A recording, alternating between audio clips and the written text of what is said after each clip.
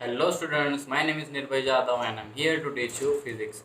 So this lecture is for class 6 and today we are going to discuss the topics from the chapter matter, and the topics are the state of matter, characteristics of solid, liquid and gas. Okay, so let us begin with the video. So basically we know that total three states of matter are there, and which are they? That is a solid, liquid and gas. And what are the solids?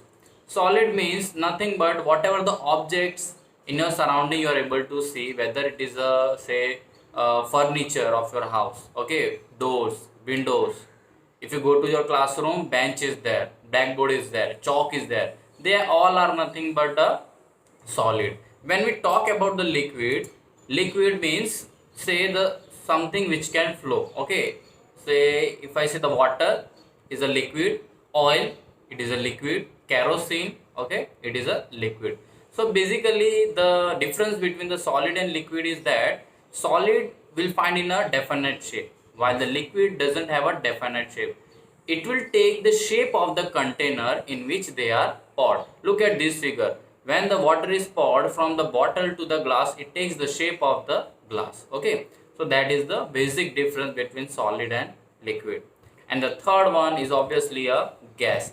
Gas doesn't have any shape or even a volume. Say gas will occupy entirely available space. Okay, say if your incense stick is there, when you lighten the incense stick, what happens? The fragrance of that incense stick spread in the entire available space, in the entire room. Okay, so that is a gas.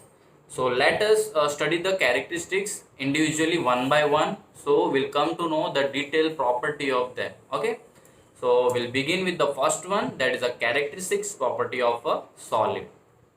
So generally solids look like this. As you can see on the screen, the molecules in the solid, they are very closely and say tightly packed. So that will be the first characteristics, that the molecules in a solid are closely and tightly packed.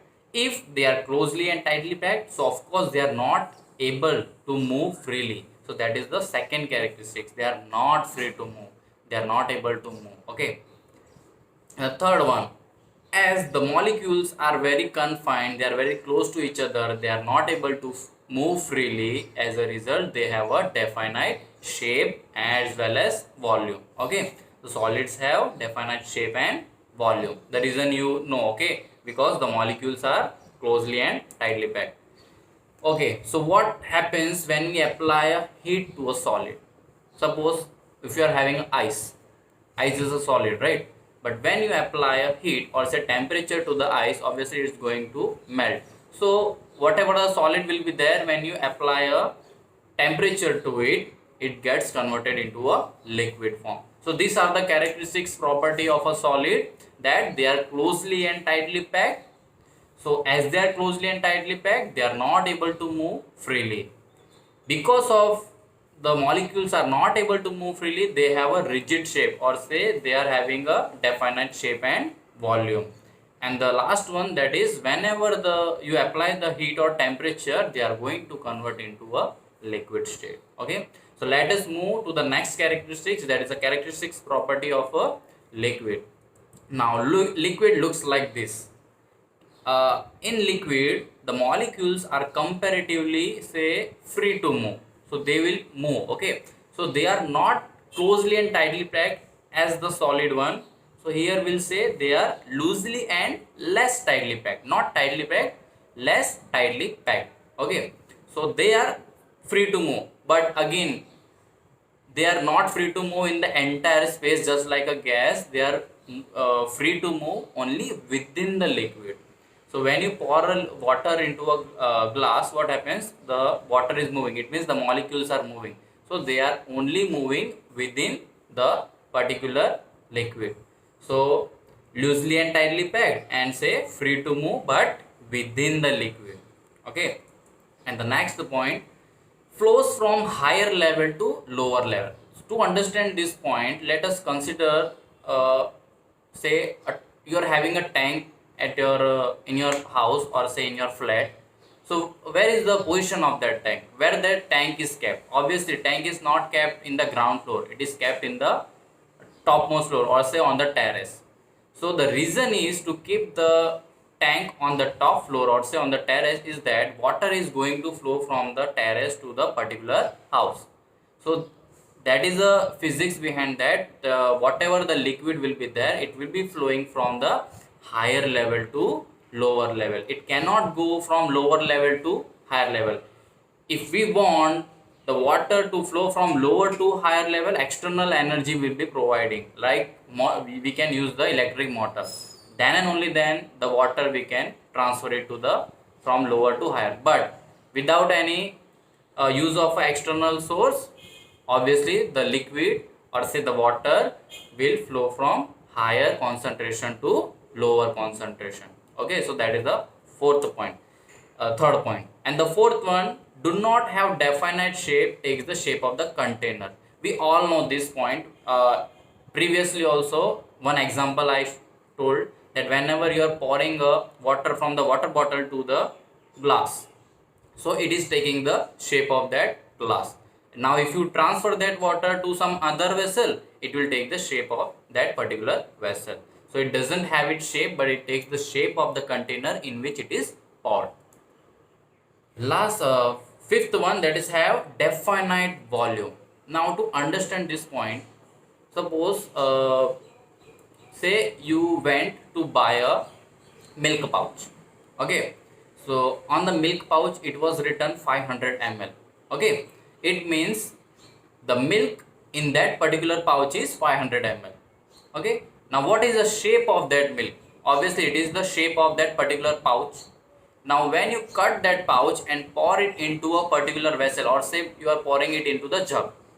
Okay, so you transfer the entire milk into the jug. Now the liquid, it means that particular milk has taken the shape of that jug like this. Okay, so the shape has been changed, right? But in the pouch you are having 500 ml.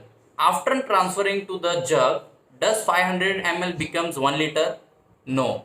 Whatever the milk was there in the pouch, same amount of milk is there in the jug. So volume is the same. In a pouch, shape was different, but what was the volume? 500 ml. After transferring into the jug, shape has changed, but the volume is still the same. Okay, that is a 500 ml. So it is saying that have definite volume. So liquid have a definite volume. And the last one, that is when heated changes to a vapor or a gas state. We all know that whenever you apply a temperature to a liquid or say boiling liquid, you can see the vapor coming out. Okay, so whenever you are going to apply heat to a liquid, it is going to change into a gas or say vapor state. So that is the last characteristics of liquid. So if I just summarize it, they are loosely and less tightly packed, free to move but within the liquid. Okay, and it will flow from higher level to lower level. It don't have a definite shape but takes the shape of the container in which they are poured, but will have a definite volume. They won't change their volume. Okay, they will just change the shape. And the last one, when heated changes to a vapor or gas state. So let us move to the next one, that is the characteristics property of a gas. In gas, from the figure only you will come to know that all the molecules are randomly moving from one place to another. So they are say very loosely packed and say far away from each other.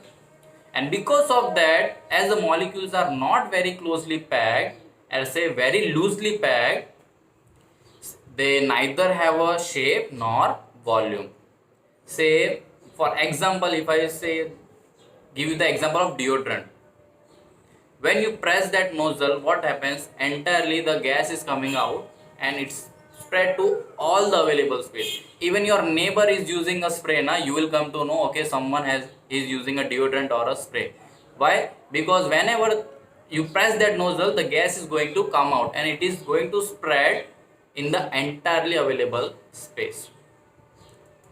The next one, occupies all the available space. That is what I example gave you of the deodorant. Can be compressed into a small space. Same example we can take.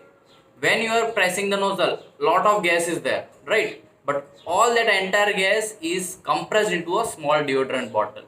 So can I say that I can compress a gas into a small space, that is a deodorant bottle? Even you can use that cooking cylinder. In cooking cylinder, all the gas is compressed into a cylinder which you are using at your in the kitchen, right?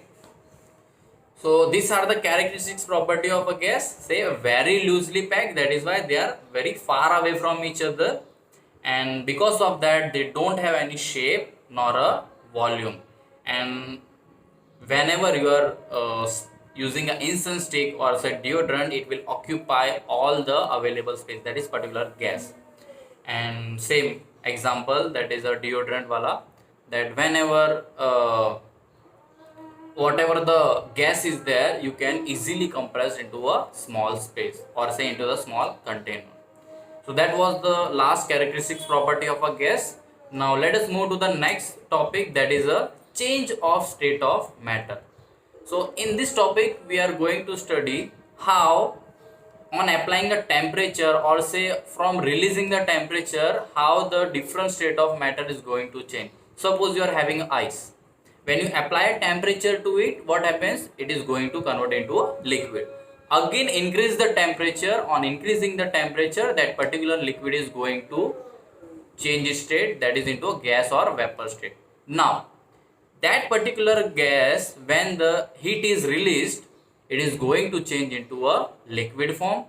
Again on releasing the say heat energy, it is going from liquid to solid. So we can change the state of matter. In the figure also you can see this, solid is there.